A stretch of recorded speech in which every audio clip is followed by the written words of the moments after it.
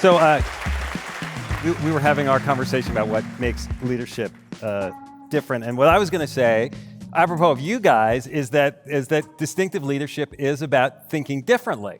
You know, that's a lot of what it is, which means thinking like an outsider, which all of you have done. It's hard in all circumstances, particularly hard when you try to scale. Things get more difficult as you go. But I also think for all of you, it's about utilizing outsider status outsider thinking without succumbing to outsider status, sort of finding your way through all that. Anyway, so Sallie Krawcheck, here directly next to me, founder and CEO of Ellevest, tagline a financial company for women by women, yes. Right? Also former CEO of Sanford Bernstein, Smith Barney, Merrill Lynch, CFO of Citi. I don't know, who am I missing? Some of the ultimate insider enclaves. Tope Awotona is the founder and CEO of Calendly, right? Grew up in Nigeria, now on Forbes billionaire list. Not via Silicon Valley, but Atlanta, right? And then Shellye Archambeau, who grew up wanting to be a CEO, and then grinding her way up the ladder at IBM, realized this is not going to happen here if I do this way. And she took a different tack to break into the corner office, which she did at MetricStream. She's now on the board at Verizon and Nordstrom and elsewhere. You're all terrifically successful and also decidedly not traditional. And I think those two things are related to each other, eager to talk about it. There's something we did this morning at a session that went well, and I want to try to emulate here, which is for each of you to tell a story about yourself, about some outsider experience you may have had, and maybe then each of you can comment and talk about that, and then we'll go down to the next one. Does that sound all right? Let's do it.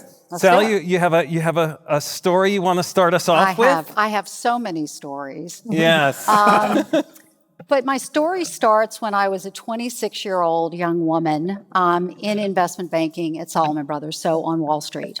And one day I looked up from the spreadsheet I was working on and realized I was the senior woman in my department at the age of 26, and had a further realization at the time that if I wanted to become senior in the industry, the odds were stacked against me. If I did it the way everyone else had done it, no other woman had made it to the top. I was fortunate that my next job was as a research analyst, because I also came to the conclusion as a research analyst that in order to be successful there, I had to really have something to add. That I couldn't just go with and we all know research analysts, right? The quarter came in a little light. You know, we were a little short on the revenue line. Or, you know, I've got to market perform on the company, which is essentially saying I have nothing to add. And so my training was, how do I take the same information that other research analysts have, pretty much, and paint a different picture, and paint a compelling picture. And I happened upon it really, you remember my first research report was on a life insurance company, which was growing in the lending business. And all the analysts saw, there's growth there. Oh my gosh, in life insurance, there's growth. I said, okay, I've got the same information as everybody else. Let me dig deeper and let me do an analysis where, you know, you look at what the loan losses are, not compared to where the growth is today, but what, you know, when these things were put on the books, right? And what I saw was a picture of deteriorating credit quality.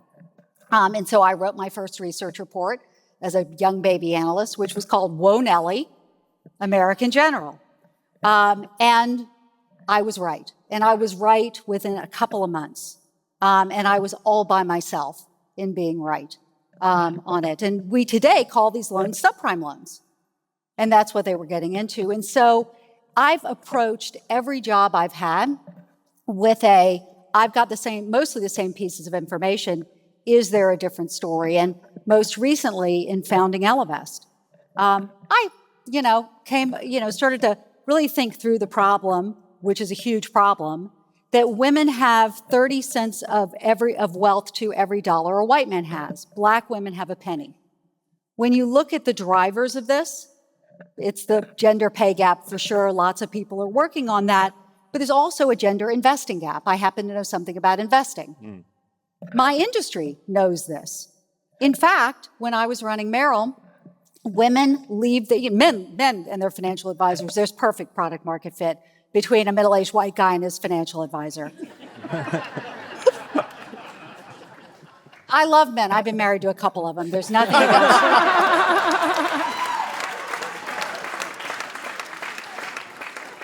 But white men trust their financial advisor more than their doctor. In the year after his death, because women live 6 to 8 years longer than men, half of marriages end in divorce. In the year after that separation, she leaves that advisor 80 to 90% of the time. Those were the numbers at Merrill when I was running it. The industry has a narrative for this. The narrative is women are risk averse. The narrative is women aren't as good at math or don't like math. The narrative is women need more financial education. But can you take the same data and say, maybe what the industry is putting out is perfect, and women are the problem, or maybe in an industry where 99% of mutual fund dollars are managed by men, mostly white, 98% of investment dollars are managed at companies run by men, 86% of financial advisors are men, average age low 60s. Maybe they built the business for themselves. Maybe women,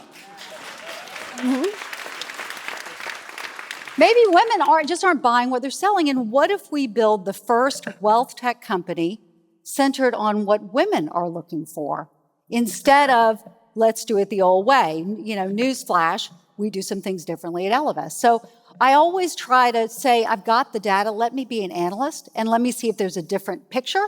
Sometimes there's not, move on to the next thing. But there's still much to be discovered if you step away from the conventional thinking. So as you guys hear Sallie's story, is there an insight, a reaction, a question either of you, want to share?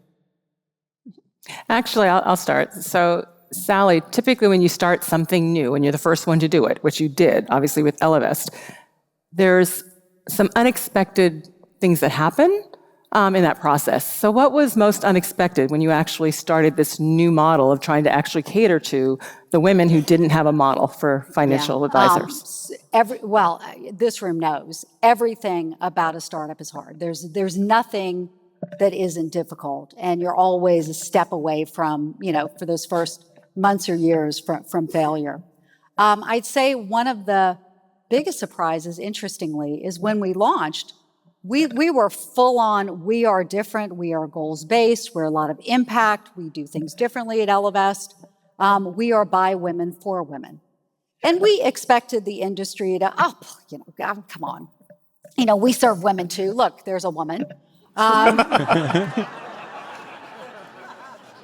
But what we didn't expect was when we launched and put out those first ads, that we're unapologetically for women, by women. I'd say the majority of women, interesting, maybe I'll take a look. A good percent were, I don't care.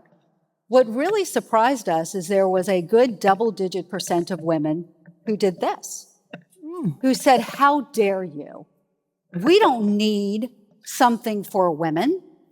We don't need your dumbed-down version. We don't need your have a Chardonnay and let's talk about stocks together approach.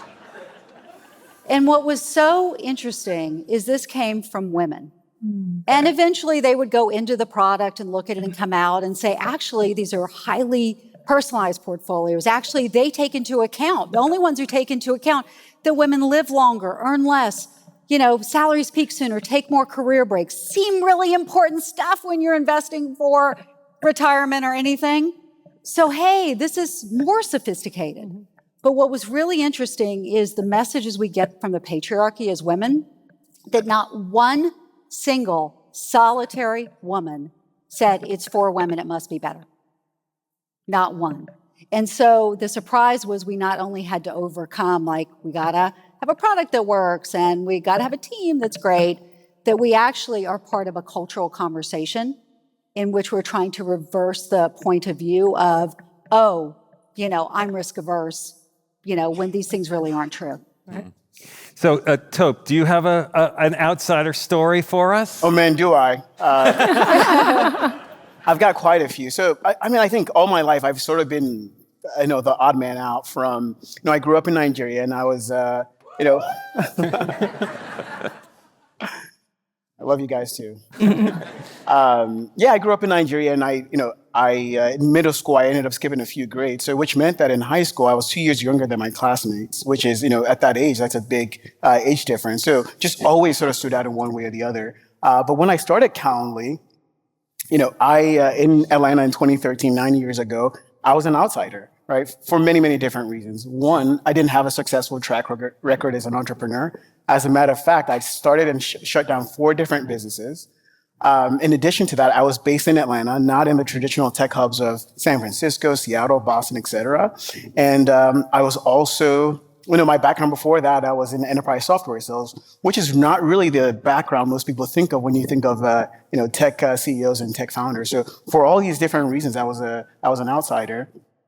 And so recognizing that I was an outsider, I just knew that traditional growth playbooks wouldn't work for me. I could probably not count on raising large amounts of institutional capital. That's probably not going to be a viable option for me. And so I knew that I just had to do something different. And what I did differently is a couple of things. One, I knew that I had to be the first check-in. There was no rich grandparent or rich parent that was going to fund this business. And so I raided my 401k, emptied it, even took out some loans to start the business.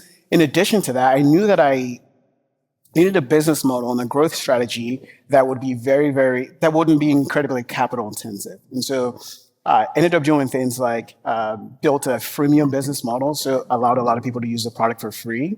That ended up driving virality and word of mouth, and till today, it's still the biggest growth engine for the business, but at a very, very low cost. I knew that I couldn't hire sales reps like I did in my professional background. Because I wasn't spending a lot of time raising money, it also meant that I had more time to spend with customers, and I knew there were problems better than anybody else did, which allowed us to build a great product. And also, when you don't have all the capital, forces you to maniacally prioritize. So through a combination of all those different things. And I did raise a small seed round in the early days of the business. We were able to grow the business to almost $100 million in revenue without any outside capital.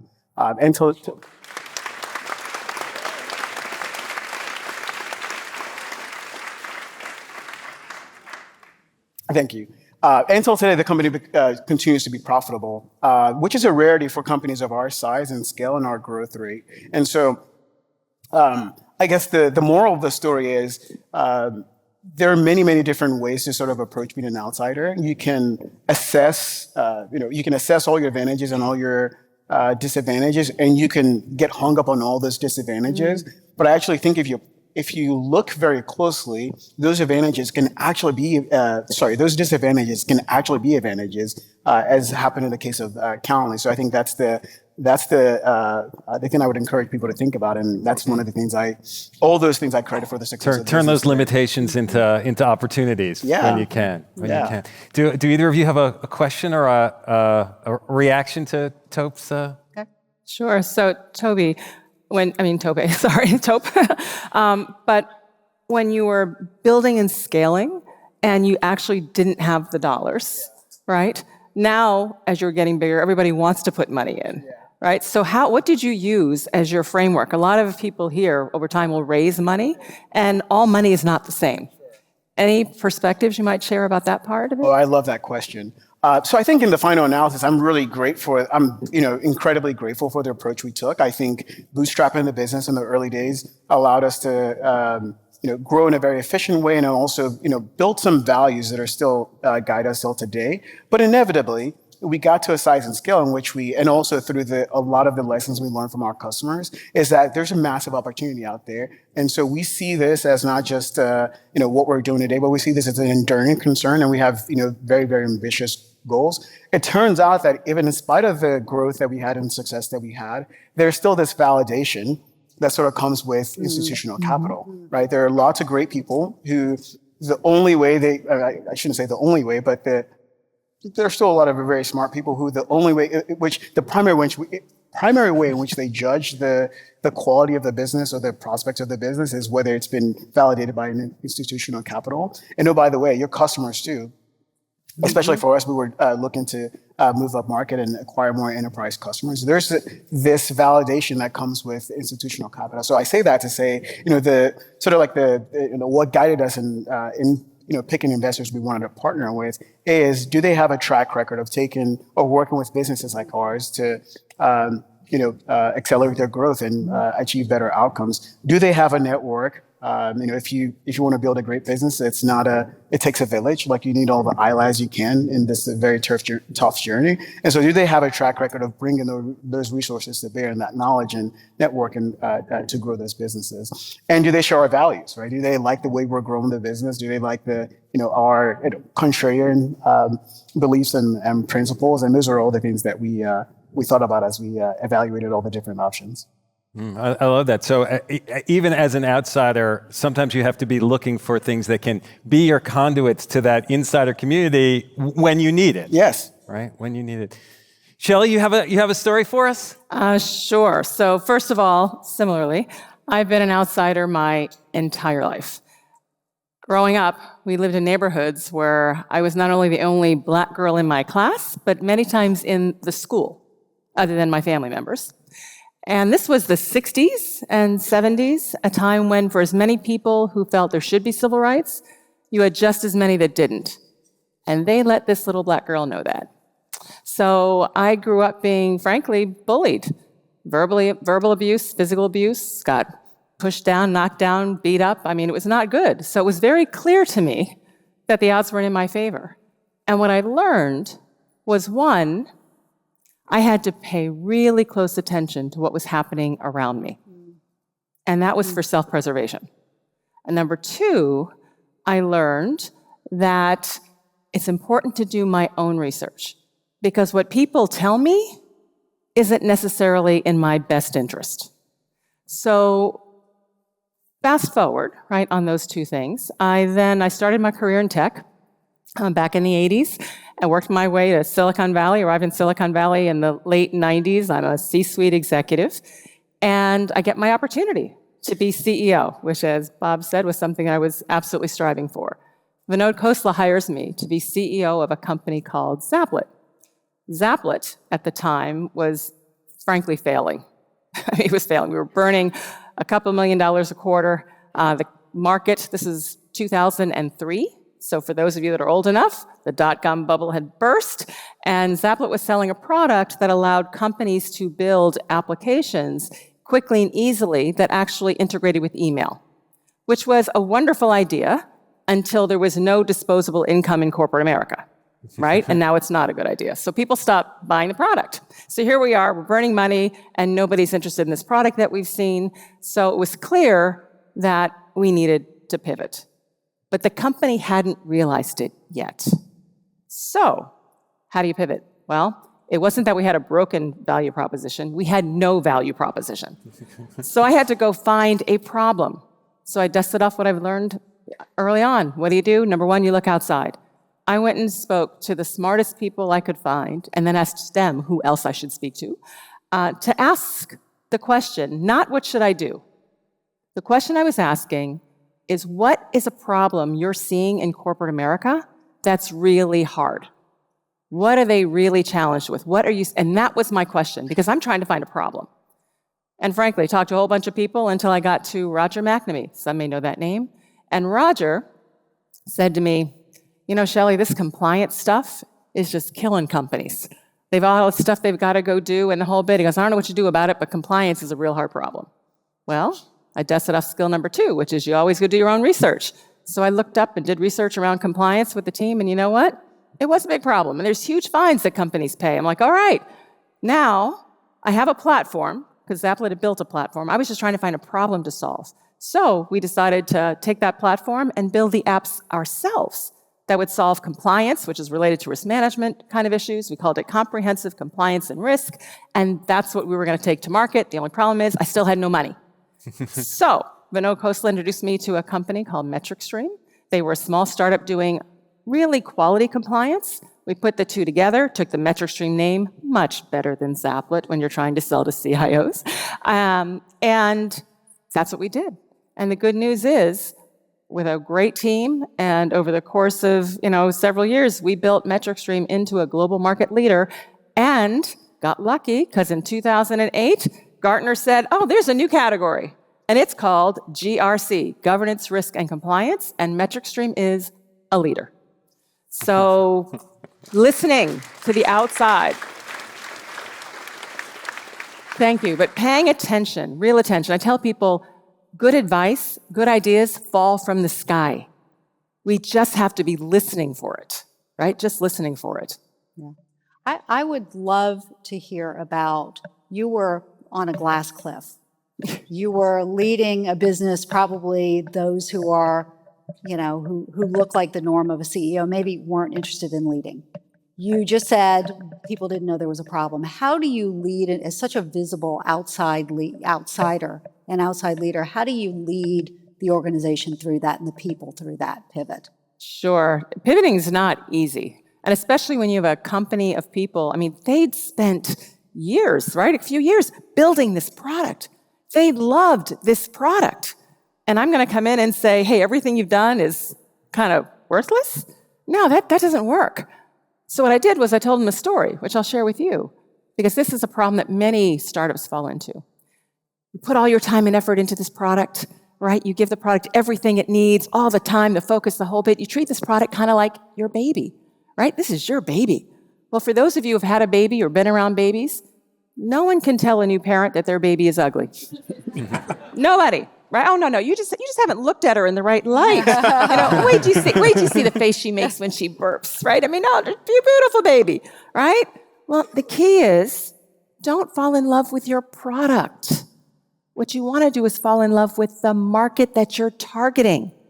That's where you want to put all your love, caring, and feeding. You want to meet all their needs, right? All their requirements. And so coming into Zaplet, it was basically sharing the story of, listen, yes, you've birthed the baby, and that's wonderful. But that's not the actual baby you were trying to birth.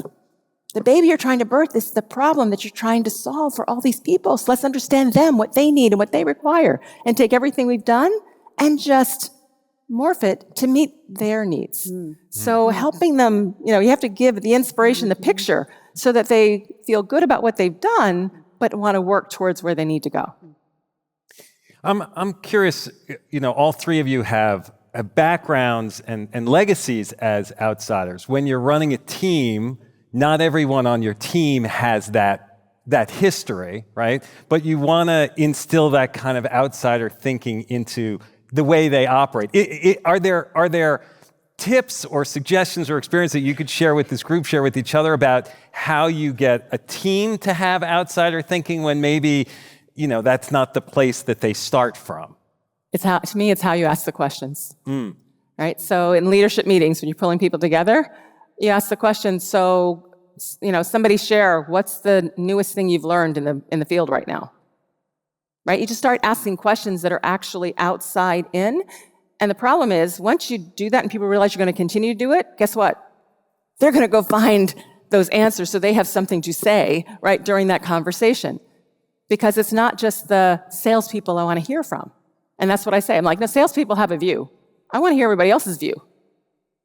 But I find if you ask the right questions and just make it consistent, people realize that's part of what they're supposed to do. I think in addition to that, one of the things we do is we have core values, right? That really reflect that outsider thinking. And a lot of companies have core values. We're not unique in that.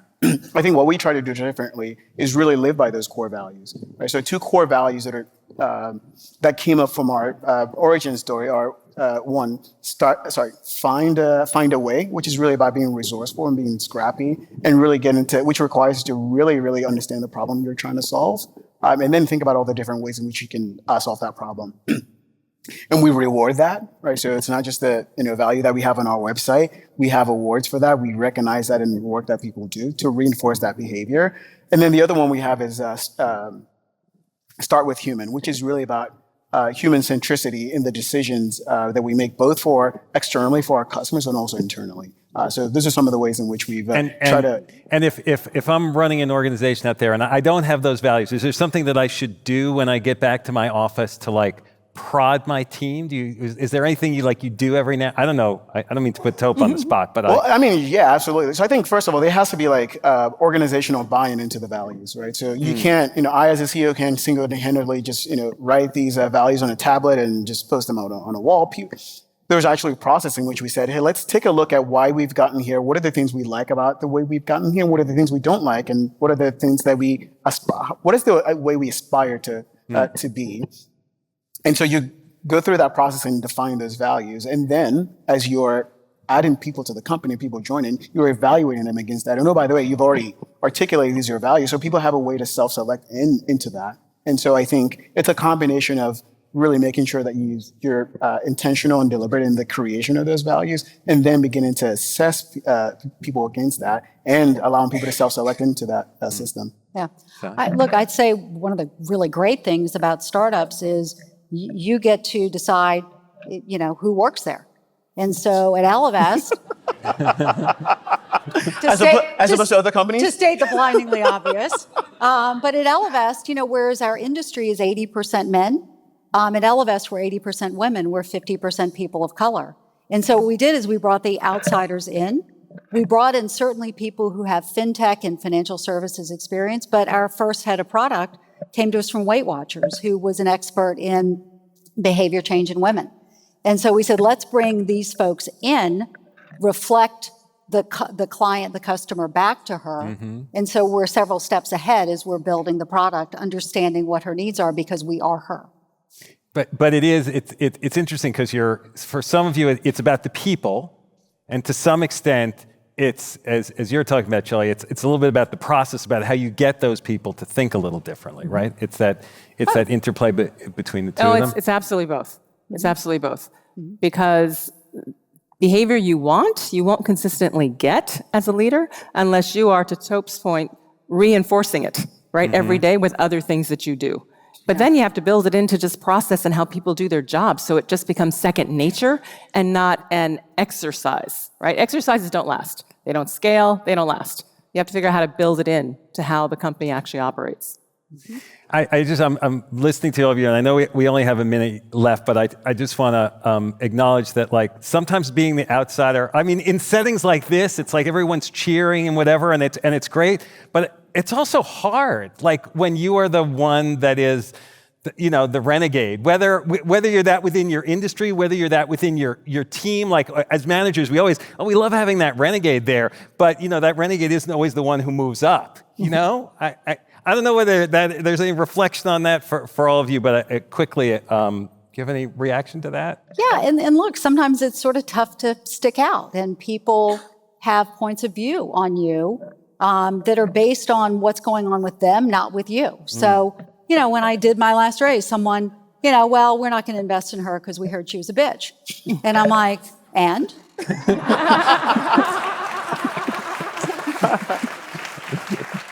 But there end up being stereotypes about you when you are one of the few. I think you just have to embrace that outsider status. I think it is indeed harder, but I think all great things are, by definition, difficult. But I absolutely enjoy being a contrarian. I get a lot of pleasure in it. And just embrace it. Yeah. Shellye, final thought? Sure. Final thought here is, it can be hard at times, absolutely, especially when people are telling you should be doing A and you should be doing B. But just remember, nobody knows you or the company better than you do as the leader. Nobody. So all the rest of this are just thoughts and ideas. Think about them, but be confident in yourself and what you believe, because you've got the depth. You've got the depth. So just move forward. Thank you. Well, terrific. Thank you. Shellye and Tope and Sallie, thanks so much. Thanks, guys.